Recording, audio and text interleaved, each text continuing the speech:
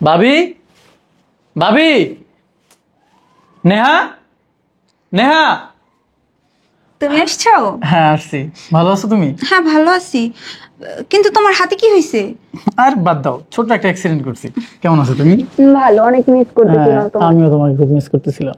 তোমাকে বলছি না দেখে শুনে কাজ করতে, তুমি একদমই নিজের খেয়াল রাখো না। আরে বোকা, তেমন কিছু না।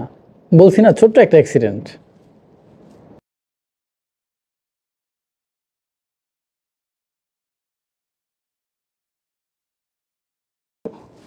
কি হলো, কথা বলছো না কেন? না, এই যে কথা বলছি তো। হ্যাঁ, এরপর থেকে আমি খেয়াল করেই কাজ করব। ঠিক আছে, মনে থাকে যেন। হুম। আর যেন আমি এরকম কোনো কিছু না দেখি। ওকে বাবা। তুমি জানো না আমি তোমাকে কতটা ভালোবাসি। তোমার কিছু হইলে আমি সহ্য করতে পারি না।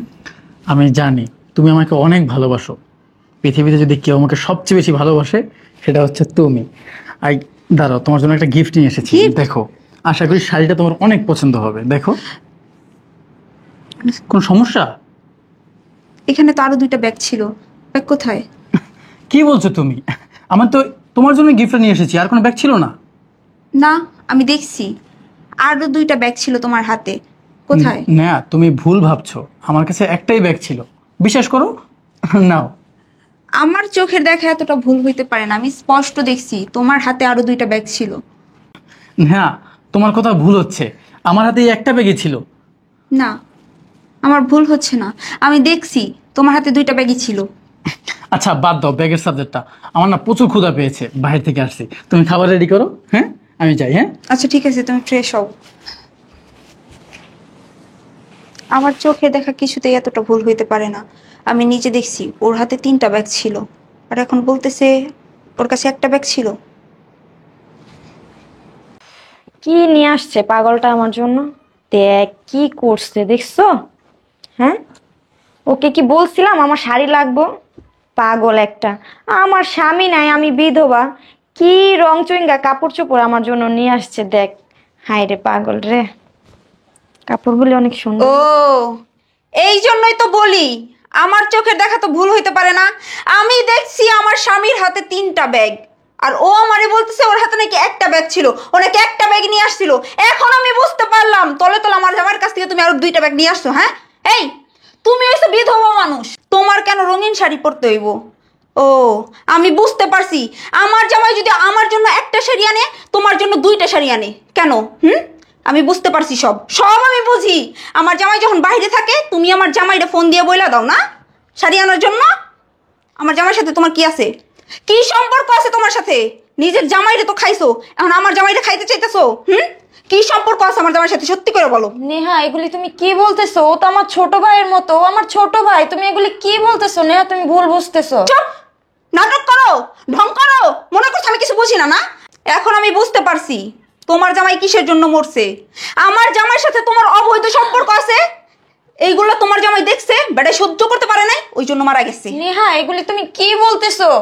নেহা, তুমি যা ভাবতেছো ভুল ভাবতেছো। ও তো আমার ছোট ভাই। তুমি এগুলি কি বলতেছো নেহা? চুপ, একদম চুপ। আমি ভুল ভাবতেছি না কি ঠিক ভাবতেছি, খালি একদিন আমার চোখে পড়ুক, একদিন শুধু আমি তোমাদের ধরতে পারি, ওই দিন মনে রাখো এই বাড়িতে তোমার শেষ দিন হইব। এগুলি কি বলতেছে নেহা? ভাবি, কি ব্যাপার, তোমার মন খারাপ? না না, ঠিক আছে। আমি নিজ হাতে তোমার জন্য শাড়ি 2টা পছন্দ করে নিয়ে আসছি। কেন, তোমার পছন্দ হয় নাই? না, আসলে পছন্দ হয়েছে, কিন্তু তুমি তো জানো যে আমি বিধবা।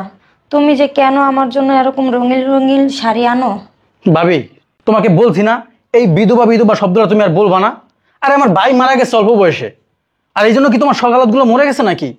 তোমাকে বলছি না আমি তোমার ভাইয়ের মতো, আর তুমি বারবার শুধু বলো আমি বিধবা বিধবা।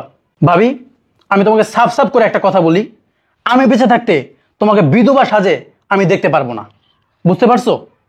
দেখ ভাই, আমি বুঝতে পারছি তোর ভাই মারা গেছে, তুই আমার কষ্টটা দেখতে পারস না।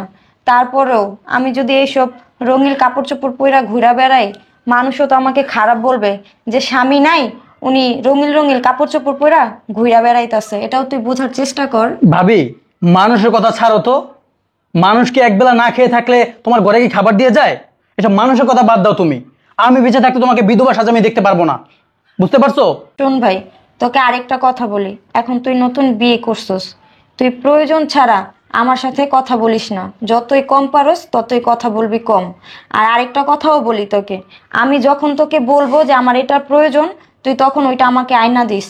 তুই হুট করে এটা সেটা আমার জন্য আনিস না। ভাবি, নেহা কি তোমাকে কিছু বলছে? না না, নেহা কি বলবে আমাকে? তুই কি বলতেছিস? না, নেহা তো কিছুই বলে নাই, আমি আমার থেকেই বলতেছি তোকে। না, আমার কাছে মনে হয় ও তোমাকে কিছু বলছে। আরে পাগল, ও আমাকে কি বলবে? ও আমাকে কিছুই বলে নাই, আমি তোকে বলতেছি। আর শোন, এখন বিয়ে করছস, আমার পিস পিস এত ঘুরিস না। বউয়ের পিস পিস ঘুরবি, তাহলে বউ বেশি বেশি ভালোবাসবো। যা যা। ভাবি কি বলতেছো? তুমি আমার মায়ের মতো। আমার মা মারা গেছে, তোমাকে আমি সবসময় মায়ের মতো দেখি, বড় বোনের মতো দেখি। তুমি আমাকে বড় করছো, আর তোমার পাশে আমি থাকবো না? কি বলতেছো তুমি এসব? আচ্ছা পাগল, থাকবি তো, আমি তো বলি নাই যে থাকবি না। তারপরও এখন বিয়ে করছস, বউ ঘরে আছে, সারাক্ষণ যদি ভাবির পিছে পিছে ঘুরোস তাহলে কেমন দেখা যায় না? আচ্ছা তুই এখন ঘরে যা ভাই, যা ঘরে যা। নেহা ঘরে একলা আছে, যা। ভাবি, নেহা যদি তোমাকে কিছু বলে থাকে তুমি প্লিজ আমাকে বলো। না না ভাই, নেহা তো অনেক ভালো মেয়ে, ও আমাকে কিছুই বলে নাই। আর কথা হচ্ছে, তুমি তো এখন বিয়ে করছো, তোমার সংসার আছে, এখন একটু তুমি সংসারে মনোযোগ দাও, ওইটা নিয়েই ভাবো। যাও ঘরে যাও। আচ্ছা ঠিক আছে। তুমি এইখানে হ্যাঁ, কিছু বলবা? কি চলতেছে? কি চলতেছে মানে? তোমার ভাবির সাথে তোমার কি চলতেছে? নেহা কি বলতেছো তুমি এসব? তুমি পাগল হয়ে গেছো নাকি? কি না। সমস্যা? আমি পাগল হইনি। তুমি তোমার ভাবিরে লুকায় লুকায় রঙিন শাড়ি এনে দাও। হ্যাঁ, তোমার ভাবি বিধবা, তুমি কেন তোমার বিধবা ভাবির জন্য রঙিন শাড়ি নিয়ে আসো? নেহা, তুমি একটু বোঝার চেষ্টা করো। আমার ভাই অল্প বয়সে মারা গেছে, আর আমার ভাবির কি কোনো সকালে থাকতে পারে না? তার বয়স কত দেখো তুমি। আচ্ছা, বিধবা বেটির কেন রঙিন শাড়ি পরতে হবে? তোমার ভাই মারা গেছে, সেই দায়িত্ব কি এখন তুমি নিছো? নেহা, মুখ সামলে কথা বলো কিন্তু। কি মুখ সামনে কথা বলবো? আমি যেটা সত্যি সেটাই তো বলতেছি। কি সত্যি এখানে? কি বলতেছো তুমি সব? কি বলতেছি কিছু বোঝো না? হ্যাঁ, তুমি কি মনে করো আমি বাচ্চা, আমি কিছু বুঝি না, আমি ভাত খাই না? হ্যাঁ, তুমি 2 দিন পর পর তোমার ভাবির জন্য এইটা সেইটা শাড়ি গহনা এগুলো আমার থেকে লুকায় লুকায় নিয়ে আসবে, আমি কিছু বুঝি না? হ্যাঁ, আমি কিছু দেখি না? তুমি বাচ্চা না, তুমি সবই বুঝো, কিন্তু এক লাইন বেশি বুঝো, বুঝতে পারছো? হ্যাঁ, তুমি একটু বোঝার চেষ্টা করো। আমার ভাইটা অল্প বয়সে মারা গেছে। তুমি একটু দেখো আমার ভাবির বয়সই বা কি হয়েছে। তার সাথে সাথে কি আমার ভাবির সকালগুলো মারা গেছে? না, আমি তার ছোট ভাইয়ের মতো, আমি তাকে বড় বোনের মতো দেখি, তাকে আমি অনেক ভালোবাসি। সেই দায়িত্ব থেকে আমি তার জন্য এটা ওটা নিয়ে আসি। আর তুমি কি বলছো এসব? ও, তোমার ওই বিধবা ভাবির প্রতি যে হয়তো এতই ভালোবাসা, তাহলে তুমি আমাকে কেন বিয়ে করছো? হ্যাঁ, তুমি তোমার ওই বিধবা ভাবিকে বিয়ে করতা? ও, এখন সত্যি কথা বলছি। হ্যাঁ, সত্যি কথা বলছি। গায়ে লেগে গেছে, আমার গায়ে হাত তুলতেছো যে? আমি বুঝি না কিছু। গায়ে লাগে নাই। তুমি কাকে নিয়ে কথা বলছো তুমি সেটা ভুলে গেছো। চুপ, একদম চুপ। কোনো কিছু আমাকে বোঝাইতেইছো না। হ্যাঁ, আমি সবই বুঝি, আমি সবই বুঝি। আমাকে কেন বিয়ে করছো? কেন বিয়ে করছো? ভাবির সাথে যে হয়তো এরকম নষ্টামি করবা, তাহলে আমাকে বিয়ে করার তো কোনো প্রয়োজন ছিল না। সবকিছু তো তুমি তোমার ভাবির কাছেই পাইতেছো, আমার বিয়ে করার কি প্রয়োজন ছিল তোমার? মুখ সামলে কথা বলো, তুমি অনেক বলছো। একটা চটকা নাম রাখছি, আরেকটা মারবো কিন্তু তোমাকে। কি করো তুমি? সত্যি কথা বললে কি গায়ে ফুসকা পড়ে? একটাও সত্যি কথা না, সব মিথ্যা কথা। সত্য কথা সবসময় তিতা থাকে। তুমি কি মনে করছো আমি কিছু বুঝি না? আমি সব বুঝি। তোরা দুইজন কি শুরু করছস এগুলি? কি শুরু করছি? কি শুরু করছি? হ্যাঁ, যা হইতেছে সব তো তোমার জন্যই হইতেছে। নিজের জামাইটা তো খাইছই, এখন আমার জামাইয়ের সাথে নষ্টামি করো। এতই যে হয়তো দেওয়ারের সাথে নষ্টামি করার শখ, দেওয়ারে বিয়ে করেছো কেন? তুমি বিয়ে করে দিতা। হ্যাঁ, তুমি আমাকে নিয়ে আর আমার ভাবিকে নিয়ে এটা বাজে কথা বলতে পারো না। আর একটা যদি বাজে কথা বলছো তোমার খবর আছে কিন্তু, বলে দিলাম। কি করবা তুমি? কি করবা? গায়ে হাত তুলবা? একটা তোমার সই, আরো মারবা, মাইরা ফেলো আমাকে। তারপরেও আমি বলবো তোমরা দুজনে নষ্টামি করছো। আমি থাকবো না, আমি থাকবো না তোমার সংসারে। আমি চলে যাবো আমার বাবার বাড়িতে। কোথায় যাচ্ছ? দাঁড়াও। তোমার বাবা তোমাকে আমার হাতে তুলে দিয়েছে। তোমার যদি যেতেই হয় তোমার বাবা তোমাকে এসে নিয়ে যাবে, বুঝতে পেরেছো? ঠিক আছে, তুমি চাচ্ছ যে আমার বাবা এখানে এসে আমাকে নিয়ে যাক, তোমার কথাই হবে। হুম। নেহা, নেহা বোন আমার শোনো। বাবাজি, তোমাদের কি হয়েছে বলো তো? বাবা, আপনি জানেন আমার ভাই অল্প বয়সে মারা যায়। আমি আমার ভাবিকে বড় বোনের চোখে দেখি। আপনার মেয়ে আমার ভাবিকে নিয়ে আর আমাকে নিয়ে যেসব কথা বলে আর যেসব সন্দেহ করে, এগুলো আপনাকে বলার মতো না। নেহা কোথায়?